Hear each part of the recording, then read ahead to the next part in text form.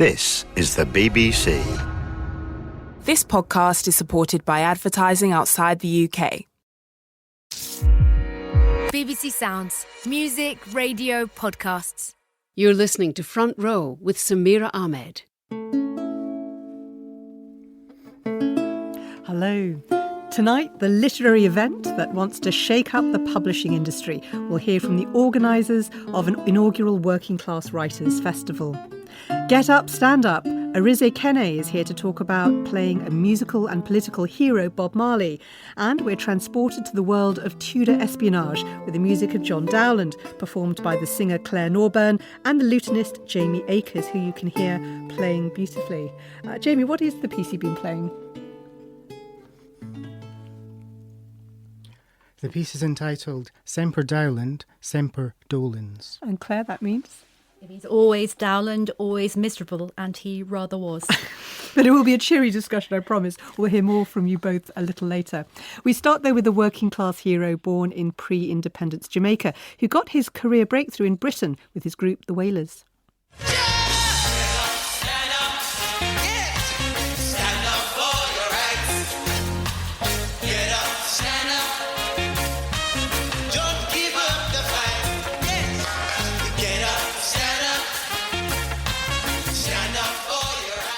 The cast of Get Up, Stand Up, a new musical about the life of the singer-songwriter Bob Marley, his influence and inspiration as a champion of reggae music, black liberation politics and Rastafarian culture has continued to grow since his tragic early death of cancer at just 36 in 1981. This new musical features many of Marley's most famous songs, with a book by Lee Hall, who wrote Billy Elliot, and the Elton John biopic Rocket Man. In this extract, Bob Marley has just met his future wife, Rita, and she's not that impressed. So is where you sleep now? In Caxton Studio upon the floor. You're quite a catch. But me have a job as a welder. And you see me in a band as well. What on a call on a service? The Wailers. Why are you wailing? Maybe me lonely. I am not surprised. Me see you across the road there, rehearsing in the graveyard. Me hear say you a singer. In the church choir. And me sing with the solettes. That is beautiful. You have a boyfriend? This is an interview. You can't just climb through the window and ask things like that. Well, that is a no then. And me not look for nobody neither. Anyway, you're not my type. You're not even black. I don't want no brown-skinned man. Gabrielle Brooks as Rita and Arize Kene as Bob Marley in Get Up, Stand Up, the Bob Marley musical. And Arize Kene is, of course, a playwright as well as an actor. Olivier nominated, in fact, and he joins me on the line now. Arize, you weren't born until 6 years after Bob Marley's death, and you were born in Lagos, you grew up in Hackney in London. How did you feel about playing this man?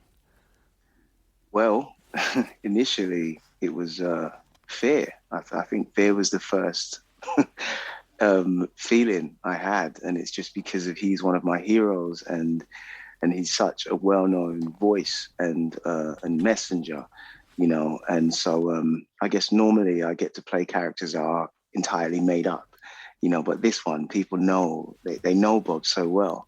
And so I was like, oh man, that's going to be a challenge, you know, to really kind of get into him, to sound and feel and move like him. Well, your performance is remarkable. I saw it the other night, and you don't just look and sing and move like him.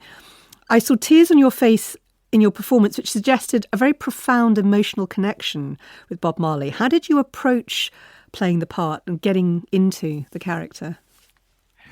Well, I began with the music, you know, because that meant so much to him. And so I listened, and then there's a lot written about him. You know, I think pretty much nearly everybody who ever met him wrote about what an incredible human being he was. And so I read and I watched interviews, and I watched his performances, and just, you know, learning when you gather that much about a person, you know, you begin to love them, you know. I loved him before. He's always been one of my heroes because of what he stands for. But I feel like getting to tell his story every night with this wonderful company, you just end up going to quite emotional places. Yeah. Now, rather than focus on the pop star kind of journey, which a lot of musicals do, with Chris Blackwell, who ran Island Records, the drama emphasises Bob Marley's very personal political journey, both in Jamaica and in Britain. And with the use of kind of projections and things, that the story even casts forward, to, the kind of Windrush scandal. What sense did you get of his importance as a political inspiration, an enduring political inspiration in the present? Well, that's the thing. He didn't want to be involved in politics at all. And his entire life, he was trying to get away from it because he could see that politicians in Jamaica and all over the world were trying to use him as a weapon. So if they could only get Bob on their side, if they could only get Bob to do a concert for them, then that way they can gain the people.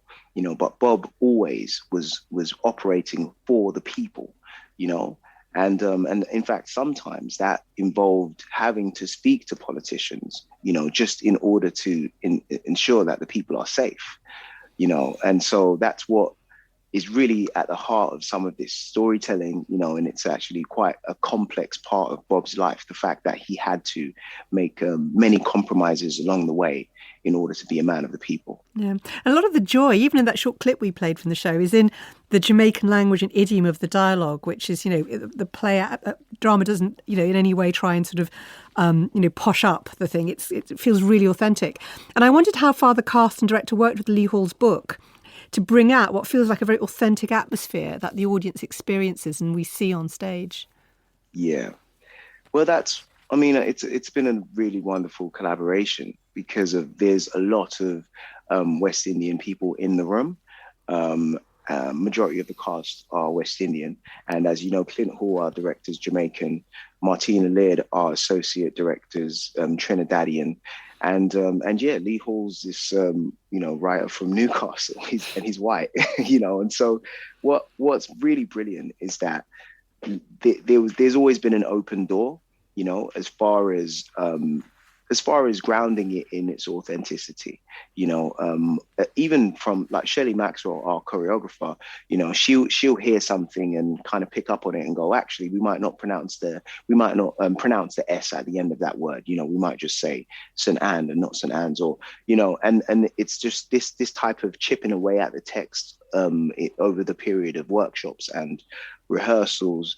And Lee being so open as well to it has allowed us to get to this place where right now it feels really authentic. And talking about sound, I was really struck by this pounding bass of the sound systems, which did power the music scene that Bob Marley came out of in the 60s and 70s. I remember Benjamin Zephaniah talking about it in Birmingham growing up in the 60s. And you bring it into the theatre. Did you talk to people about that time who remember those sound systems? I feel like some of our cast have done, as far as like the Bob Marley himself and the story that I'm telling on the night, it's not a big part of my storytelling. Like there's a few DJs in the piece who I'm pretty sure they went away and did a bit of studying. We have a character called DJ Sway, and we also have an opener which is really short, but at the top of the show you do start it with these kind of clashing sound systems, and so I'm pretty sure they went away and did some DJ sound system clash research. Because I know, as I say, the bass was thumping. It was really satisfying. And in the show, all the famous Bob Marley songs, they're very carefully woven into the emotional story. And it's not that, Bob Marley sings them all. So, for example, it's his wife, Rita, who sings No Woman, No Cry. And obviously it works at that emotional moment. And crucially, I felt the drama doesn't flinch from showing the very complicated relationship he had with the women in his life. I wonder how you felt playing that side of him and how you approached it. He had multiple lovers and he fathered children with a number of different women, but was always married to Rita. Yeah, I don't think you can really tell the story of Bob without having at the heart of it the importance of the women of his life, because they really, they're crucial, to his journey, especially Rita, and Bob was Rasta. He was Rastafarian, which meant he lived in quite an open way. He fathered children from different women and also at the same time saw it all as one big family, where Rita could get on with Cindy, who was another quite important woman in his life, and so I feel as though, we have gone for, we've basically been quite ambitious in being able to tell that story as well, the romances of his life, and because it's very different to this Western type of idea of, one man, of monogamy, of having one wife. It's quite a more open kind of spiritually led romance. Yeah. But one thing which does come through very powerfully is the sense of abandonment. I mean, as again was hinted in that clip we played, he was mixed race. His father was a much older white military officer who clearly had no involvement in his life. And I just thought that idea of the missing father in his life was quite an interesting one. I wonder how you felt, again, embodying this person on stage every night. I mean, that's one of the parts about Bob that I wasn't familiar with until I started doing some research once I had been, offered this role, and I think it's a very important part, as it led him to what he became, to see this kid, not just from absolute abject poverty, from nothing, but also to have been abandoned as well, by his father, for his father to turn his back on him, and it's become a very important theme in Get Up, Stand Up. This feeling of abandonment, because of that was the beginning, but his dad wasn't the only person who abandoned him. He was abandoned along the way by other people who might not, like some of them actually just abandoned him because they couldn't see the vision. He had this very clear but massive vision. He knew that he was going to impact the world, and some people along the way were just slightly frightened by that and just thought, actually, I'm not going to follow you. I know that I've been your mate for however long, but you sound crazy right now. I'm going to go back to wherever, and live my humble life. Yeah. And, watching it in a big theatre with a big diverse audience, seeing all those people get up and dance, I just wonder how it feels for you looking out on that West End audience. Oh, wow. Well, that's a controversial question. I'm sure because of, West End audiences are wonderful, wonderful, wonderful. But we've been having an ongoing discussion the last few years about allowing into the West End more people from all kinds of different backgrounds and cultures, and races and ages, and so this is the type of story that should draw in all types of different backgrounds and people who come to theatre goers, as well as people who don't go to the theatre very often as well. And I'm finding that it's doing, it's causing some change. There is something happening on Shaftesbury Avenue, and that is for sure. And people are coming to see us, and it's exciting because it feels like this is part of the shift that we all want to see, that we're all fighting for. Interesting. Well, Aruze Kenny, thank you so much. It's a wonderful performance, and stay with us as well. Get Up, Stand Up, the Bob Marley musical, is at the Lyric Theatre in London's West End.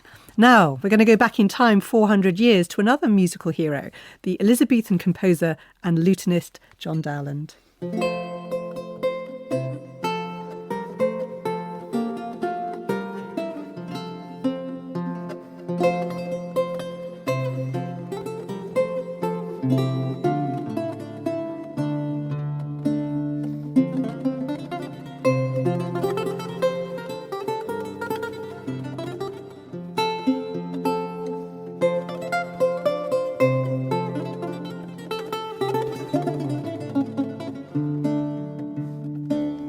Wonderful. That's lutenist Jamie Akers. And also with me is soprano and playwright Claire Norburn, who's written a new hybrid concert and play about Dowland's secret life. It's called I Spy, spy spelled S-P-I-E, about the life of the English composer Dowland and his brush with the Queen's Secret Service. Welcome, both of you, to Front Row. Claire, John Dowland is still very much performed today, often, I think, for his kind of romantic songs.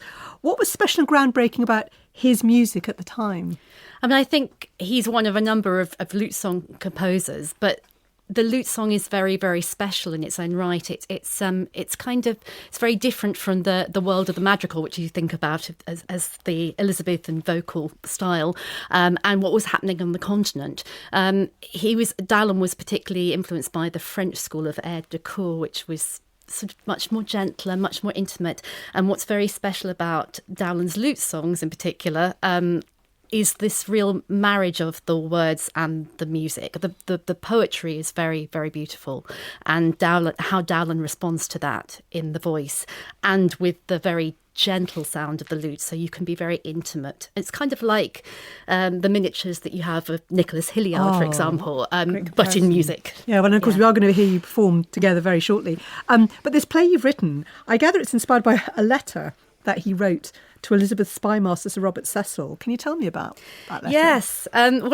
It's quite often that musicians were spies or involved in some way in terms of sending messages or being able to overhear things. Because if you worked at court, you could overhear things, you could pass messages. But also musicians often travelled, and Dowland travelled a great deal all through his life. And the reason for this particular letter, it's in 1595, where Dowland has travelled to initially Germany, but also then on to Italy. And he's a Catholic. He's an English Catholic in Italy. So he's approached by English expats who have escaped the Elizabethan regime. And he's approached and kind of sounded out. And probably when he was allowed to go abroad, because he obviously didn't have passports at this period, you had to get your travel papers signed. So Robert Cecil was one of the people who signed Dowland's papers, and he probably said to Dowland, keep your eyes and ears open. What, for being approached by sort of plotters, Catholic plotters against the Queen? Yes, he was. And I think, so Dowland sends this very panicky letter to Sir Robert Cecil, and it really is to the point of incoherence, actually. I mean, he's really kind of clearly very scared by the fact that these plotters have approached him. The reason being that if you were a Catholic caught up in something, even if you'd been encouraged to be caught up in something, there were stories, particularly there's a spy called William Parry, who was then thought of as a double agent who went to the gallows. And so it was quite a scary business. It was all smoke and mirrors and about who you trusted. And that could change in a moment, really. Yeah. Now, what you've done in the play is to some extent you imagine what might have happened in the gaps in John Dowland's story. Because obviously, apart from that letter, we don't know really what he did. So what kind of ideas do you explore in the play? Yeah, well, there's a bit of a gap after that letter. So we don't know whether he came back to England. I've imagined that he didn't.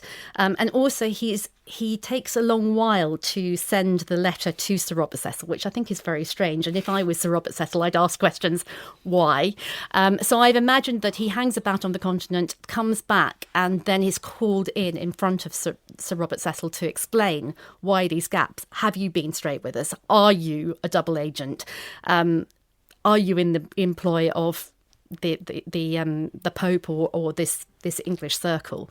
And that's totally an imagined situation, but it is quite interesting because there's a letter that Dowland receives that encourages him to come back to England. And if you read it a certain way, that could be that letter is encouraging him to come back, and it's sort of saying it's safe, and the Queen misses him.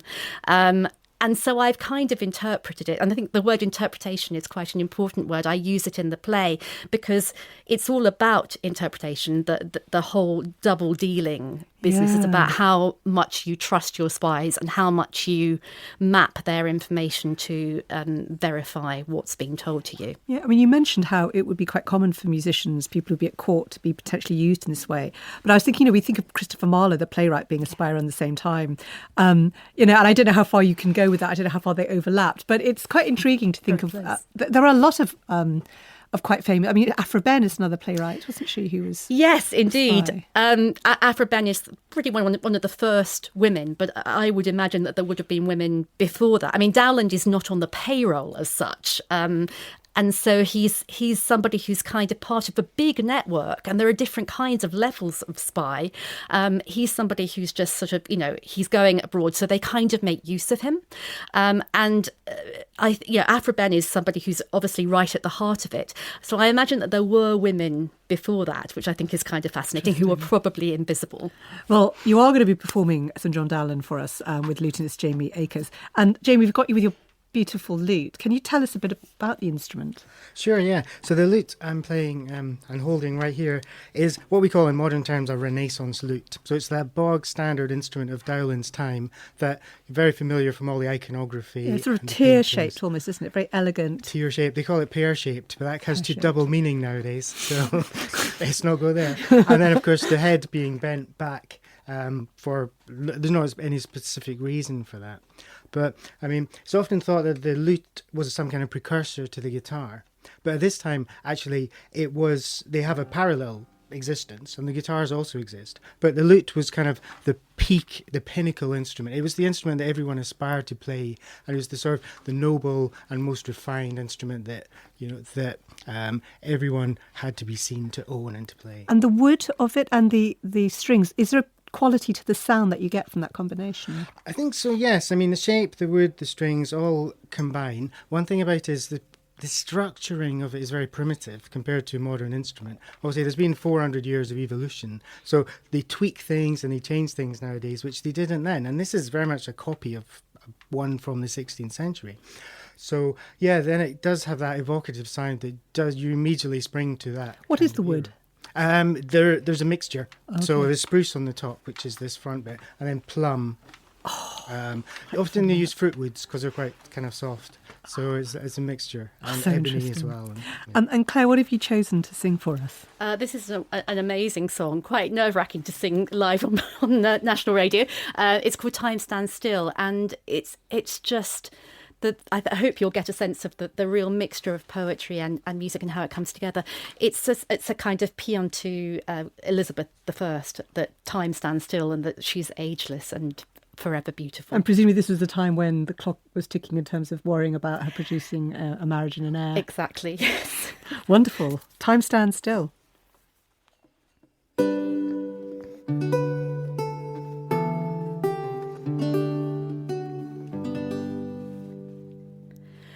Time stands still with gazing on her face. Stand still and gaze for minutes, hours, and years to her give place. All other things shall change, but she remains the same till heaven's changed hath their course, and time hath lost his name. Cupid doth hover up and down, blinded by her fair eyes, and fortune captive at her feet, condemned and conquered lies. Cupid doth hover up and down, blinded by her fair eyes, and fortune captive at her feet, condemned and conquered lies.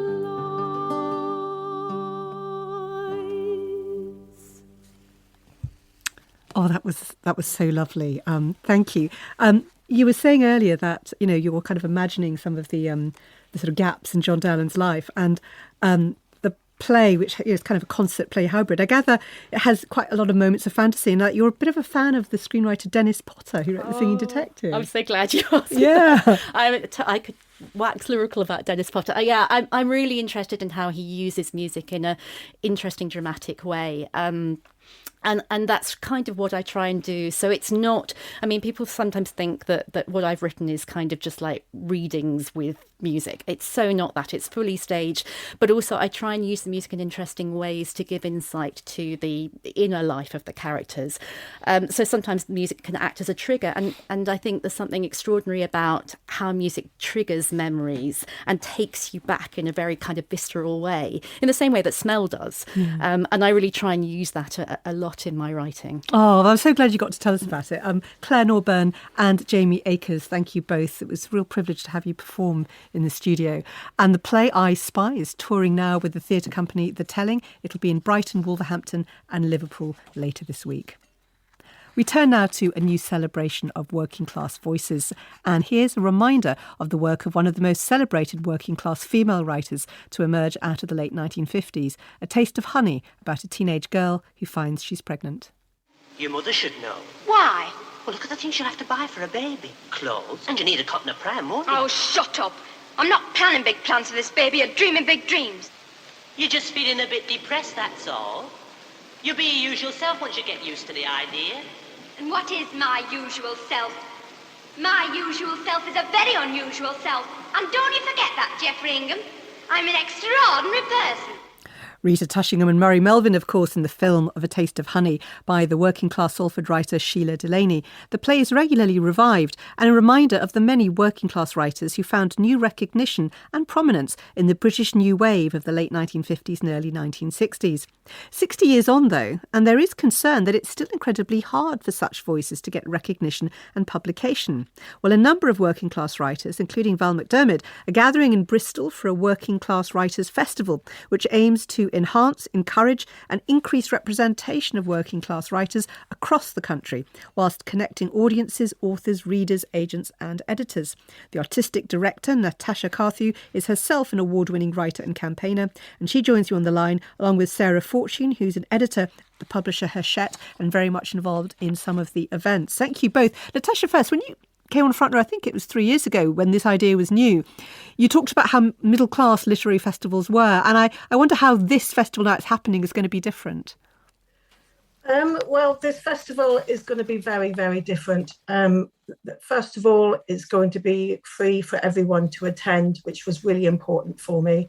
And also, I want all writers to be paid the same. I think a lot of the time, writers are expected to come to festivals and on their own coin, basically. And so I wanted to make sure that I asked the question, do you need money to get here? Do you need to get cash for the train? It's that sort of thing. It's that awareness before the person has to ask. Sometimes it can be quite embarrassing to talk about money. Yeah. And in terms of the voice that you're getting, I mean, how you found the writers and also the kind of events you're doing. The amount of writers, I mean, it was incredible because 3 years ago I knew a lot of people, a lot of working class writers, but still I was thinking about my circle of influence, I suppose, and the people I knew. And I really needed to kind of look beyond and look where there were other kind of working class writers. So for me to contact the local regional direct literary development agencies, and also I put out a couple of notes in the bookseller to say, who are your writers, working class writers, throw some names at me basically. And I was absolutely overwhelmed, which I never thought there were that many working class writers. But yeah, it's been absolutely brilliant. Everyone I've asked to come has said yes. Excellent. I know you're doing lots of different panels about, how to break into things like screenwriting as well as, publishing. You yourself are from a working class rural background in Cornwall. And I wonder if you could just tell me briefly about the challenges you faced. I wonder what a younger Natasha would have got out of this festival. Oh, yeah, I would have absolutely loved it. For me, especially coming from a rural background, the transport was really bad. We didn't have a car. We had one bus in and out of the village every day. So in order to get to a town or a city, it took time. And, for me wanting to access workshops, all that sort of thing, I didn't have.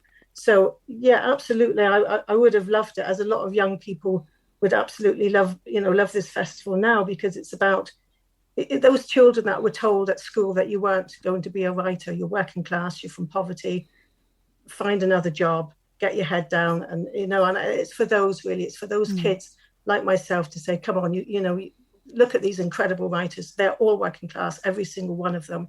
And I think that's absolutely awesome. You write a lot about nature, and as a genre, nature writing is one of the most popular areas of nonfiction. But I think it can also seem a realm where the kinds of class inequalities of publishing play out rather vividly, don't they? Yeah, absolutely. I mean, people think of nature writing, they think of the middle-aged white man in his tweed jacket, kind of with his little notepad, writing about trees, writing about the beauty of nature. And of course, nature is beautiful, but it's also dirty. It's also that dirt beneath your nails. And so for me, that kind of nature writing is where it's all about, and it's from people who live in cities. It's for people who live in towns, and finding those little wild spaces and to write about them, and so we can really kind of get a varied kind of varied writing from across the board, and that comes from all areas of diversity as well. So we're getting away from just that white middle class kind of norm. Sarah Fortune, you come into this conversation from the point of view of someone who works in publishing and is very passionately committed to, improving the diversity of it. Is it fair to say that it remains an industry that's not been particularly welcoming for people from working class backgrounds? I think that certainly has been a very fair accusation to throw at the industry. Things are changing, but it is still very overwhelmingly a middle-class industry.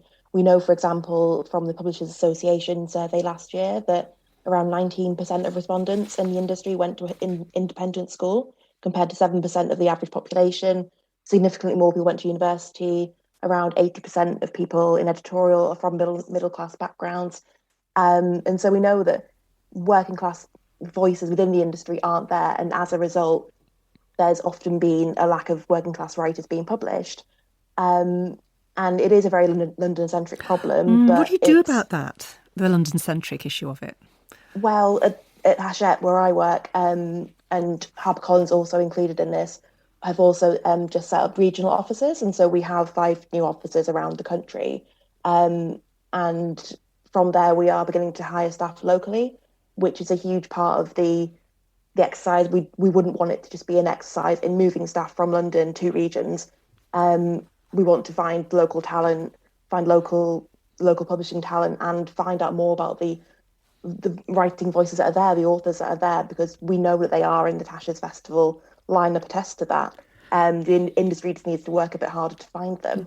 And I gather the programme includes a session with working class writers from Sweden, and it made me wonder how far the fault lines around class are uniquely British.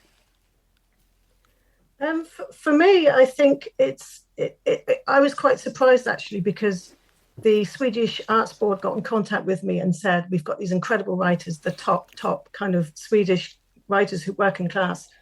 What do you reckon? And I was like, well, absolutely. Once I started kind of reading up, and I think we've got writers from Italy, we've got writers from Ireland, we've got so many people have contacted me as well to say, let's get in touch and let's kind of join forces going forward in future years, because there's people in South America, Spain, who are getting in contact saying we have similar problems. So I think actually class isn't a British kind of thing. It's just that the British like to kind of navel gaze and think that everything is to do with them, and it's not. It's it is worldwide. I want to bring in Rize Kene here, who we were talking to earlier about playing Bob Marley. I mean, you wrote and performed an acclaimed one-man play, Misty, which got you Olivier nominated in both categories, and it was about gentrification in a traditionally poorer neighbourhood of London, Hackney.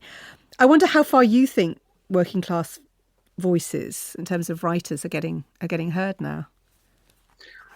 Well, I think things are improving. Well, they've improved if you compare it to when I first started out. I do recall it was really, really hard for me to get into any writers' rooms, so I couldn't get a commission at all. And I wrote pretty much all my first 4 plays on spec that got on. And then, regardless of how successful they were, I found that some of my peers who were of much fairer complexions than me, my white contemporaries, who were middle class, they could find that they would naturally graduate to a writer's room for a television program going on or something like that. Those things weren't happening to me, and I remember having a very kind of difficult conversation with my agent at the time, just saying, why can't I get into these rooms? My play's just been nominated for this and that, and it just wasn't happening. And in fact, the writers' room that I did get into was run by Ryan Elsley, who created Skins, and his writers' rooms were very, he was known to bring in all kinds of voices like my own. That's how he created Skins, or getting asking Enders, asking me to write for them, EastEnders, so it was it was either, I don't know, there was this very big split, I was either getting called to write on something that was quite distinctly working class or not at all. And yeah, Misty getting into the West End, I think one of the biggest things about that was just because if it doesn't happen, voices like my own, people like me, working class black guys from Hackney, their plays don't transfer to the West End. Doesn't happen. You've changed that for a start, but thank you for being so frank about it. It also made me want to ask, and both Natasha and Sarah, you'll know that in recent months, we've seen some politicians, government ministers, in the whole debate around discrimination, they've been talking about working class identity as if it's separate to racism, that race and class are different identities. And I wonder how you're looking at that in the festival. Maybe Natasha first. I think that we represent all corners of diversity, absolutely. So whilst race and class, if you're white skin, if you're dark skin, there's obviously but there are crossovers. So for me, I absolutely, at the top of my list was diversity throughout. So I have everybody on every panel, there's a mixed panel. And I also think it's really important that some of our writers don't just talk about being working class the same way they don't talk about, okay, there's a panel and they're black, so they're going to be just talking about black diversity or ethnic diversity or whatever. It's really important that we talk about all things, and because all things cross over. So the views are shared and our experiences are shared. And I think that makes it a better festival, because we're not shying away from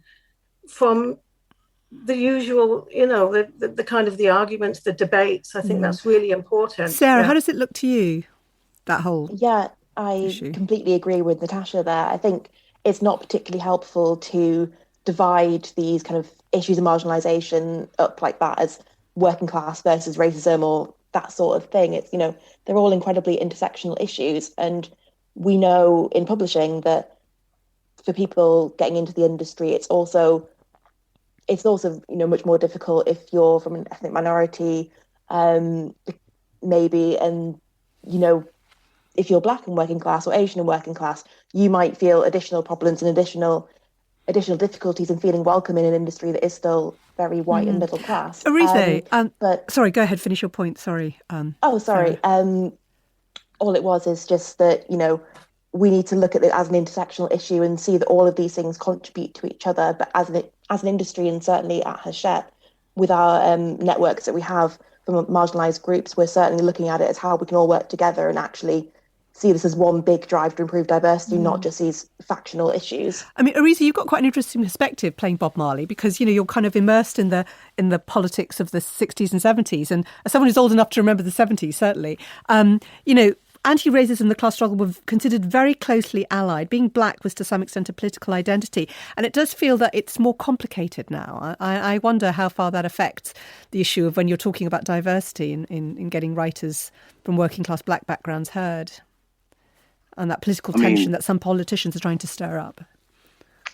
Yeah, it's in fact, you just reminded me of a quite brilliant. It's a short moment in the musical, but it's the moment where we meet Lee Scratch Perry and we understand how the punk culture influenced Bob. I think this is where it crosses over. This is where it's intersectional and where actually we can join forces, to fight. And yeah, Bob did it with his music. He did let the punk culture influence him. And so, yeah, so it's I genuinely think it's one of the dividing class and race politics in some areas is just a way of weakening the movement, by dividing people. I want to end with Natasha asking, there might be people you'd like to come. I know you've said it's free to this festival, but they're a bit sceptical of attending a writing festival that's labelled a working class writers festival. What would you say to them? I don't think people are sceptical. I think people have really embraced this festival, because if you're interested in books, if you're interested in literature and words, you can look at the programme and you'll find something, there's something for everything. We've got hat tricks, so they're coming in, producers and writers. We've got, as you say, people from Sweden. We've got people talking about poverty porn, the dreaded poverty porn, which we hate, but that's then another discussion. We've got writers like Yvonne Bailey-Smith, Paul Menz, Nita Sethi, Lorraine Brown, absolutely incredible amount of writers who were just packing into kind of 4 days of You have sold celebration. it. So yeah. You've So sold those people who are skeptical, I don't really recognise that, because we've only had people who are just really positive. No, that's fair enough. Thank you. And Natasha Carthew and Sarah Fortune, thank you both. Ariza Kene as well. The Working Class Writers Festival starts on Thursday in Bristol, with many events taking place online. And before we go, today the Irish President, Michael D. Higgins, paid tribute to 2 poets, the Irish language poet Moya McAtee, who's died aged 99, and Brendan Kennelly, who was a very popular and prolific poet. He wrote 30 collections. One, The Book of Judas, was a 400-page epic that topped the Irish bestseller list. The President praised Kennelly for his charm, energy and passion, all demonstrated in this appearance on the Radio 4 poetry programme, Stanza on Stage. I'd like to say, to begin with, that for me poetry it's a kind of a mixture really of playfulness and seriousness. And I can never tell really which dominates. It is playful because I don't think it's the truth that I find obsessively interesting. It's the playful spirit of it, and then what the playful spirit throws up. I'll read, to begin with, from the Book of Judas. This is called the 12 Apostolates, and it's based on an old story my father told about his confirmation. The chap next to him was asked, "What are the epistles?" And not to be stuck, he said, "The wives of the apostles." And I feel that even if they're not, they should be.